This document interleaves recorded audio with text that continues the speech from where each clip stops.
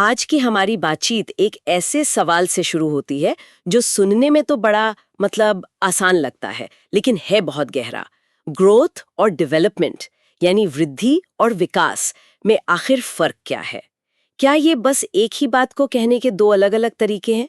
हमारे पास 12वीं क्लास की भूगोल भी कुछ अध्ययन सामग्री है और कुछ ऑनलाइन लेक्चर्स के हिस्से भी हैं जो इस मौजू की गहराई में जाते हैं।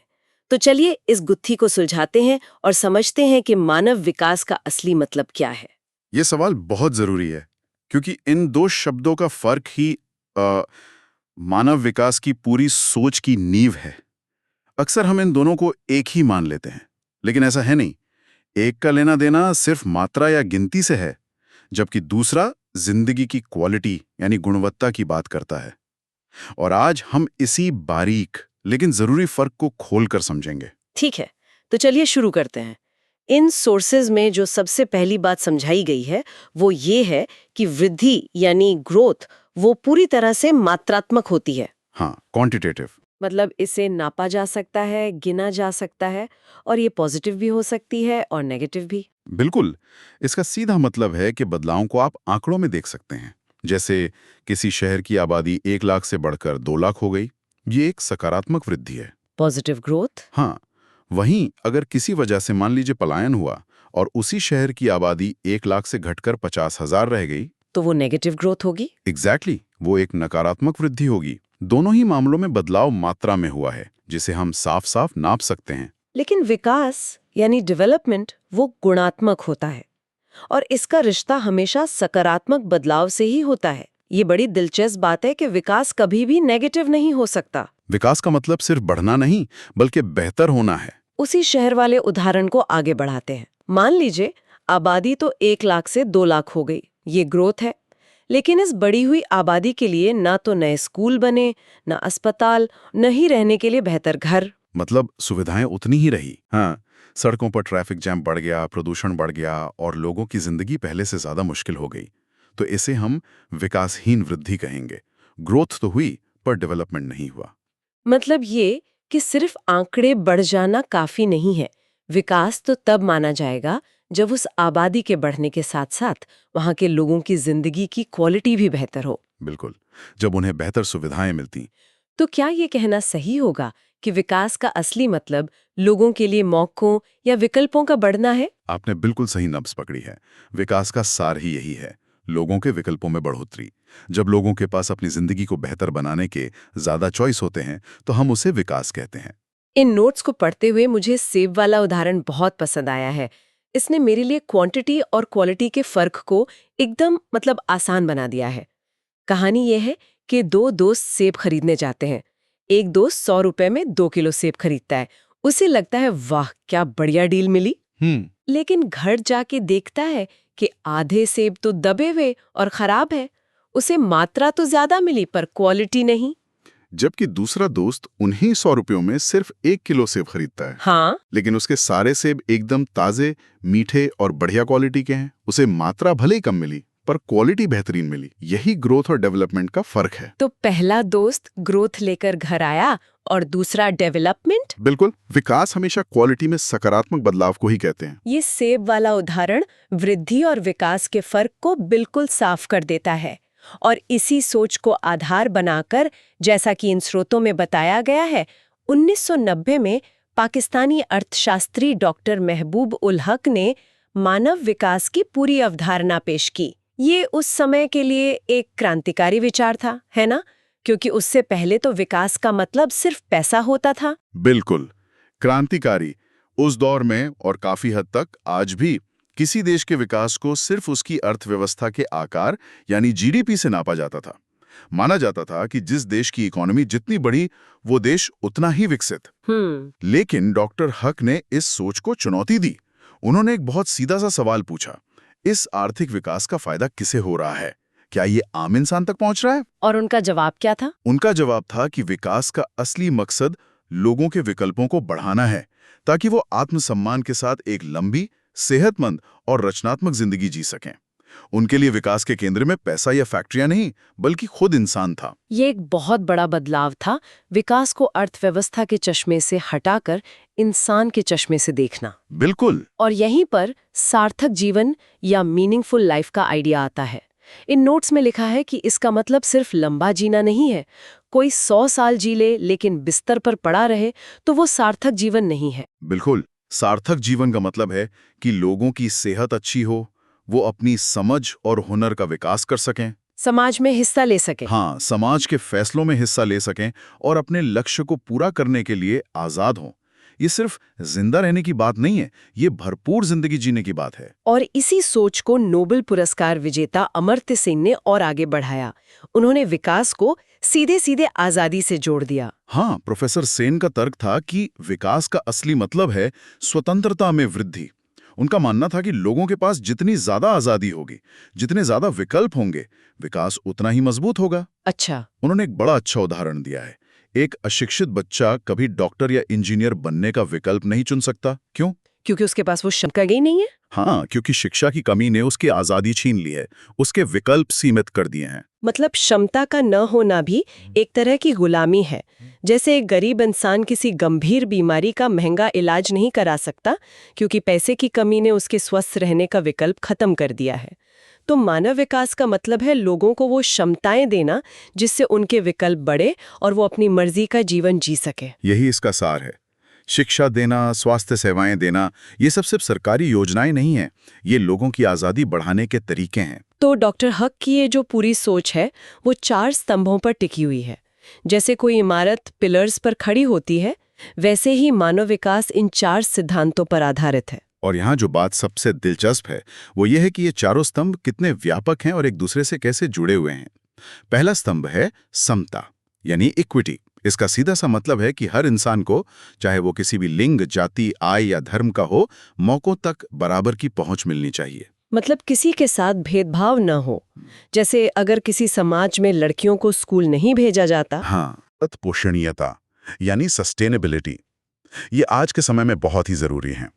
इसका मतलब है कि हम आज मौकों और संसाधनों का इस्तेमाल ऐसे करें कि हमारी आने वाली पीढ़ियों के लिए भी ये मौके बचे रहें। हमें भविष्य को ध्यान में रखकर काम करना चाहिए। जैसे अगर हम आज ही सारा भूजल निकालकर खत्म कर दें या सारे जंगल काट दें, तो हम अपनी आने वाली पीढ़ियों के विकल्प छीन रहे हैं। ये एक तरह से भविष्य की चोरी है। सही कहा। तीसरा स्तंभ है उत्पादकता, यानी प्रोडक्टिविटी। यहाँ इसका मतलब फैक्ट्रियों के प्रोडक्शन से नहीं है, बल्कि मानव श्रम की उत्पादकता से है। अच्छा। लोगों को बेहतर शिक्षा और स्वास्थ्य देकर उनकी काम करने की क्षमता को बढ़ाना। क्योंकि किसी भी देश की असली दौलत वहाँ की मशीनें या सड़कें नहीं, बल्कि वहाँ के लोग होते हैं। एक पढ़ा लिखा और सेहतमंद नागरिक देश के लिए ज्यादा उत्पादक साबित होता है। इस लिस्ट में जो चौथा स्तंभ है, सशक्तिकरण यानी एम्पावरमेंट, वो मुझे सबसे दिलचस्प लगा। ये बाकी तीनों से ज्यादा मतलब एब्स्ट्रैक्ट लगता है। समता को आप कानून से लागू कर सकते हैं, उत्पादकता को नाप सकते हैं, लेकिन सशक्तिकरण को कैसे बढ़ावा दिया जाता है? बहुत अच्छा सवाल है। ये सिर्फ नीतियां बनाने से नहीं होता, इसके लिए जमीनी स्तर पर काम करना पड़ता है। सशक्तिकरण का मतलब है लोगों को इतनी ताकत और क्षमता देना कि वो अपने फैसले खुद ले सकें। कोई उदाहरण है इसका? जैसे भारत का सूचना का अधिकार कानून यानी आरटीआई सशक्तिकरण का एक बेहतरीन उदाहरण है। जब एक आम नागरिक सरकार से सीधे सवाल पूछ सकता है तो वो सशक्त होता है। अच्छा, ये क्या नजरिया है? इसी तरह गांव में जो स्वयं सहायता समूह होते हैं, सेल्फ हेल्प ग्रुप्स, हाँ, जो खासकर महिलाओं को आर्थिक रूप से आजाद बनाते हैं, वो भी सशक्तिकरण का एक ठोस उदाहरण है। जब समाज के पिछड़े और कमजोर वर्गों को ताकत दी जाती है, उन्हें शिक्षित किया जाता है, तो वो सशक्त होते हैं और इसके लिए अच्छी नीतियां और साफ सुथरा शासन बहुत जरूरी है। तो ये चारों स्तंभ, समता, सतत पोषणीयता, उत्पादकता और सशक्तिकरण, मिलकर मानव विकास की मजबूत नींव बनाते हैं। लेकिन फिर वही सवाल उठता है कि ये सब सुनने में तो बहुत अच्छा है, पर हम इसे नापते कैसे हैं? क्या कोई ऐसा तरीका है जिससे हम पता लगा सकें कि कौन सा देश अपने नागरिकों को बेहतर जीवन देने में कितना कामयाब हो रहा है? हाँ, बिल्कुल है। और यहीं पर मानव विकास सूचकांक यानी ह्यूमन डेवलपमेंट इंडेक्स HDI की भूमिका आती है। 1990 से ही संयुक्त राष्ट्र विकास कार्यक्रम यानी UNDP हर साल एक मानव विकास रिपोर्ट निकालता है जिसमें दुनिया के देशों को उनके एचडीआई स्कोर के आधार पर रैंक किया जाता है। तो ये एचडीआई है क्या? ये कैसे काम करता है? ये एक स्कोर है जो 0 से 1 के बीच होता है। जिस देश का स्कोर 1 के जितना करीब होता है उसे मानव विकास में उतना ही बेहतर माना जाता है। और ये स्कोर 3 बहुत ही बुनियादी आयामों को नाप कर निकाला जाता है। और वो 3 आयाम क्या हैं? पहला है स्वास्थ्य, जिसे जन्म के समय जीवन प्रत्याशा यानी लाइफ एक्सपेक्टेंसी से नापा जाता है। अच्छा। इसका मतलब है कि किसी देश में पैदा हुआ एक बच्चा औसतन कितने साल जीने की उम्मीद कर सकता है। लंबी उम्र का मतलब है बेहतर स्वास्थ्य सुविधाएं, अच्छा पोषण और साफ सफाई। ठीक है, स्वास्थ्य हो गया। दूसरा आयाम है शिक्षा। इसे 2 चीजों से नापा जाता है। एक, स्कूल जाने की उम्र के बच्चे औसतन कितने साल स्कूल में बिताते हैं, और दूसरा 25 साल से ज्यादा उम्र के लोग औसतन कितने साल स्कूल गए हैं।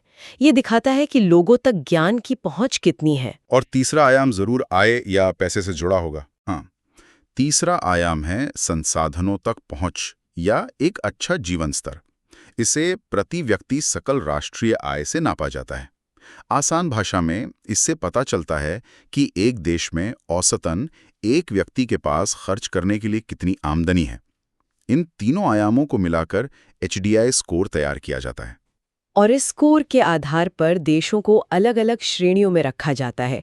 जैसे स्विट्जरलैंड और नॉर्वे जैसे देश अति उच्च मानव विकास वाली श्रेणी में सबसे ऊपर हैं, जबकि भारत मध्यम मानव विकास वाले देशों में आता है। बिल्कुल। और यहाँ एक बहुत ही चौंकाने वाली बात सामने आती है। सिर्फ बढ़ी अर्थव्यवस्था होना ही ऊंचे मानव विकास की गारंटी नहीं है। अच्छा। हाँ, अक्सर छोटे देश भी, जिनकी इकोनॉमी बहुत बड़ी नहीं है, मानव विकास में बड़े बड़े देशों से बेहतर प्रदर्शन करते हैं। जैसे कि इन सोर्सेज में श्रीलंका का उदाहरण दिया गया है, जिसका एचडीआई कई सालों तक भारत से बेहतर रहा है। ये तो हैरान करने वाली बात है, क्योंकि भारत की अर्थव्यवस्था श्रीलंका से कई गुना बड़ी है। ऐसा क्यों? और यही इस पूरी अवधारणा का सार है। श्रीलंका ने अपनी आज़ादी के बाद से ही सामाजिक क्षेत्रों, खासकर शिक्षा और स्वास्थ्य पर लगातार निवेश किया है। उनकी नीतियां शुरू से ही जन केंद्रित रही हैं, भले ही उनकी आर्थिक वृद्धि धीमी रही हो। ये दिखाता है कि राजनीतिक इच्छा शक्ति और सही प्राथमिकताएं अर्थव्यवस्था के आकार से ज्यादा मायने रख सकती हैं। तो मतलब जिन देशों में सरकार शिक्षा और स्वास्थ्य पर ज्यादा खर्च करती है और जहां राजनीतिक स्थिरता होती है, उनका एचडीआई स्कोर अक्सर बेहतर होता है। बिल्कुल सही। तो एचडीआई में 3 चीजें हैं: स्वास्थ्य, शिक्षा और आय। ये सुनने में तो काफी अच्छा लगता है, लेकिन क्या ये काफी है? मुझे लग रहा है जैसे इसमें कुछ कमी है। क्या इसमें देश के अंदर की असमानता या पर्यावरण जैसे मुद्दे शामिल नहीं होने चाहिए? आपने एक बहुत ही महत्वपूर्ण मुद्दा उठाया है, और यही एचडीआई की सबसे बड़ी आलोचनाओं में से एक रही है। एचडीआई एक देश का औसत स्कोर बताता है, लेकिन ये नहीं बताता कि उस देश के भीतर अमीरों और गरीबों के जीवन में कितना अंतर है।